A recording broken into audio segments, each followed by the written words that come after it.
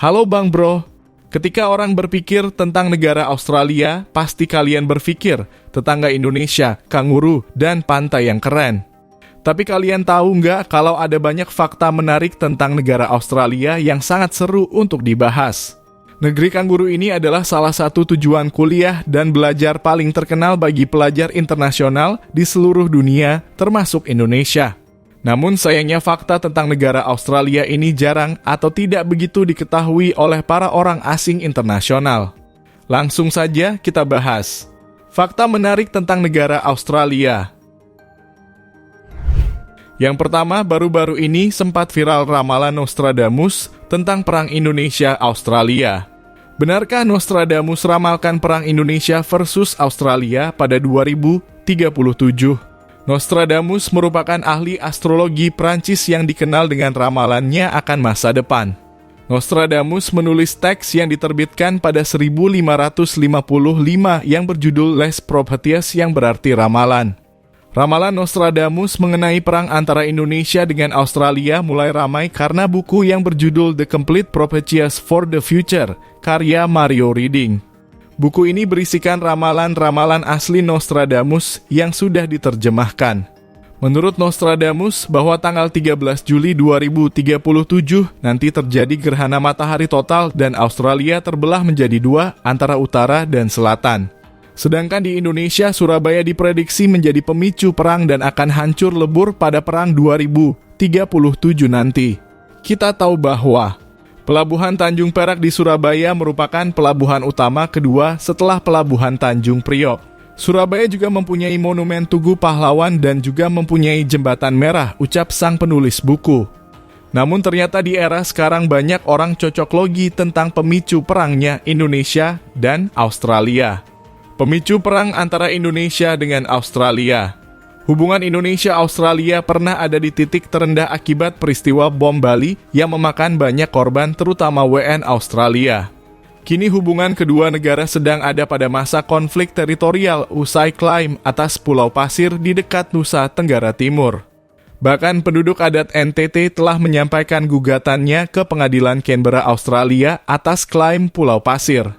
Melansir dari Kompas, penduduk adat NTT merasa Pulau Pasir merupakan peninggalan dari nenek moyang yang harusnya masuk wilayah administrasi Indonesia. Kemudian ada juga prediksi Indonesia yang akan mengambil kembali Timor Timur dalam kurun waktu 5 tahun. Hal-hal itu yang mungkin akan menjadi gesekan-gesekan menuju ramalan Nostradamus.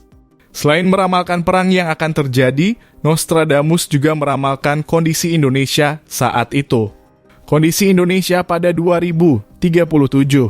Menurut Mardigu Wowiek, seorang pengusaha sekaligus pengamat geopolitik global, hal ini semua akan bermula pada tahun 2024 di bawah New Mind hingga puncaknya di 2035 nanti, di mana Indonesia akan menjadi negara dengan kekuatan ekonomi penting di kawasan ASEAN ataupun dunia.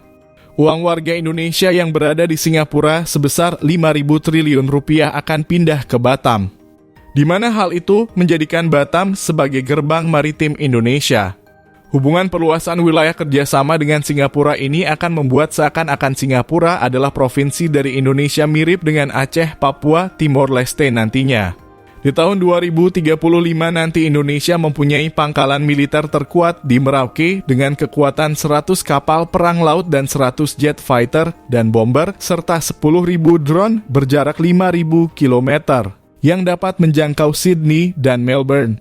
Emas nantinya menjadi dolarnya ASEAN di tahun 2035 yang membuat khawatir Australia dan Amerika.